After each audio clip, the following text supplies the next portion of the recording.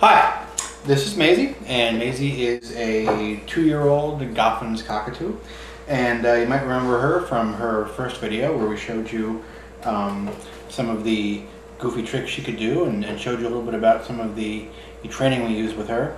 Got a lot of questions after those first videos about how we train our birds and why we train the birds and what other folks can do to train their birds. So I thought I'd take a few minutes and answer some of the questions that I've received, and hopefully provide a little bit of insight into how you can train your birds a little bit and have some fun with them and teach them a few things too.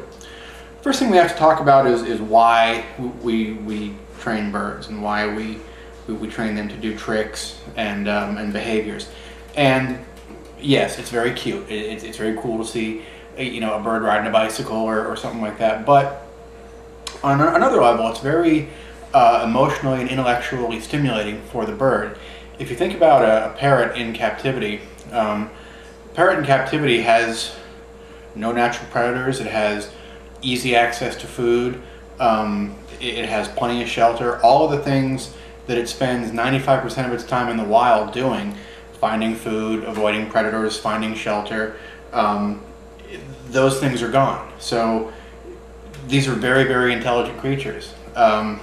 So we have to replace those hardwired behaviors with something that we create. We have to give them something to intellectually stimulate them, or it leads to problems down the road. It leads to feather picking. It leads to emotional problems. See, these are very emotional creatures, and you need to do something to stimulate them intellectually. So it's not just making the bird do something cute. It's providing the bird with problem-solving abilities, and it's allowing the bird to use its natural intelligence in ways that's very, very healthy for it, and providing it with an intellectual outlet for these things that are going through its head that it needs to use every day. I mean, think about if you were locked in a closet for most of your life and couldn't express yourself intellectually, how frustrating that would be. It's the same way for these guys. So, what do you need to start training a bird? Well, the first thing you'll need is a bird, and we happen to have one of those here. The second thing you'll need is a reward for the bird. Birds do not do very well with negative reinforcement. Most training that you're going to do is going to be basic Skinnerian psychology, positive reinforcement of certain behaviors. It goes deeper than that, though. You have to sort of, I'm going to start sounding very hippie-like here, but you have to kind of connect with your bird and figure out how your bird learns.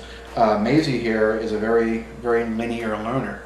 If we show her something, she immediately starts drawing connections outside of just the reward, and the trick or the behavior becomes the reward in itself. She starts to actively modify the behavior and tries to work with me on what the behavior is supposed to be and what I'm trying to get her to do. And because of that, we've actually found some other fun things that she likes to do as well. Other birds are a little more analytical. They'll kind of, by trial and error, try different things, and you have to sort of structure the training and the reward system based on how those birds learn. So you have to have a bit of a connection with your bird. Maze, hey, come here, step up. The other method is what we call, Maisie, say hi. Hi, Maisie. Say hi to the camera. Hey, hi to the camera. Hi, Maisie, good girl. The other method is what we call a model rival method. This was, if you read anything about Alex, the African gray who passed away recently, this is a lot of his training was based on this. This is where you will model a behavior for a bird and provide a rival for the bird. Provide a bird like Maisie who can very easily fetch a ball like that. Good girl. Maisie, get your ball.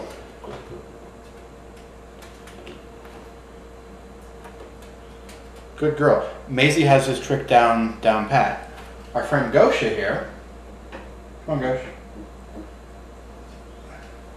who is a 16-month-old male eclectus, was having a lot of trouble learning even the most basic tricks.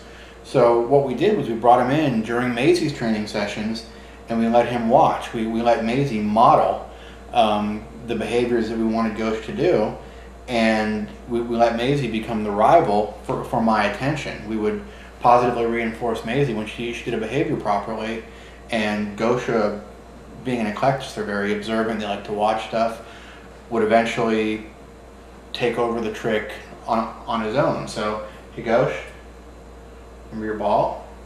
So we would just have Maisie do a behavior she was very familiar with. Good girl, Maisie. We would have her do it a few times. Get the ball, Maze. Good girl. And you can see him watching. Get the ball, Maze. Ghosh. Get the ball, Maze. Good girl. And he already has figured out that there's something going on here that's good. Get the ball, Maze. Good girl. Alright, let your brother try. Hop up. So now, when we try with Gosha, Gosha, can you get the ball?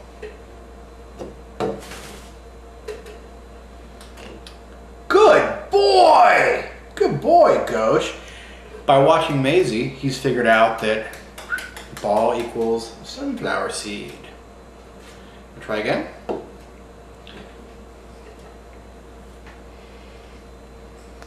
Ghosh. Here. Maisie, get the ball. Good girl. Good girl.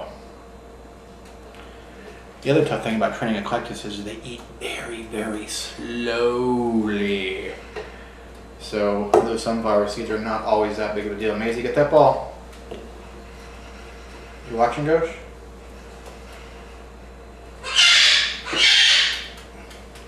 Sorry, we have chaos back in the bird room right now. Good girl.